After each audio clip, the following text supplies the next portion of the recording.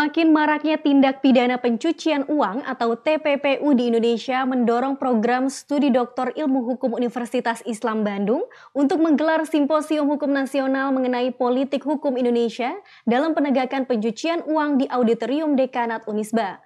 Pengusulan TPPU ini bertujuan untuk mengembalikan aset yang digelapkan pelaku kepada negara.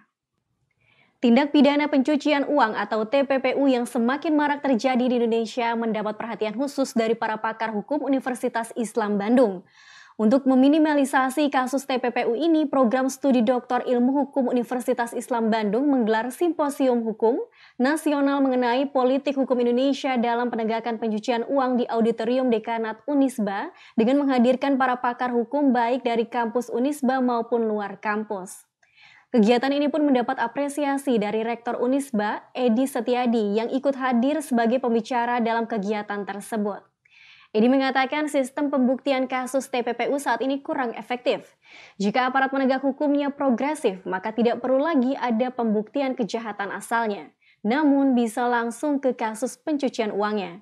Edi pun menambahkan pengusulan TPPU ini bertujuan untuk mengembalikan aset yang digelapkan pelaku kepada negara. Menjabat di beberapa instansi atau lembaga-lembaga lain yang juga kaitannya dengan profesi. Sebetulnya kalau dunia perguruan tinggi ini adalah kegiatan rutin, ya. Ini adalah kegiatan akademik yang kebetulan diselenggarakan oleh masa program Doktor Ilmu Hukum, ya, khususnya angkatan 2020 dan 2021. Nah, ini adalah sebagai institusi akademik tentu saja kita tidak boleh harus merespon semua perkembangan yang terjadi. Nah, kebetulan persoalan yang menjadi kajian ini adalah tentang tindak pidana pencucian uang. Sementara itu, menurut Irjen Pol Purnawirawan Agung Makbul, mantan staf ahli Menko Polhukam, mengatakan perubahan pola kejahatan disebabkan oleh perkembangan masyarakat yang semakin pintar.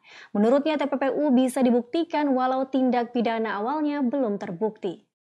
Tindak pidana pencucian uang itu ya, memang sekarang semakin marak karena yang sudah tadi saya jelaskan dalam paparan itu sekarang masyarakat itu sudah semakin satu konsumtif ya. Yang kedua masyarakat sudah semakin pintar, kemudian juga masyarakat sudah semakin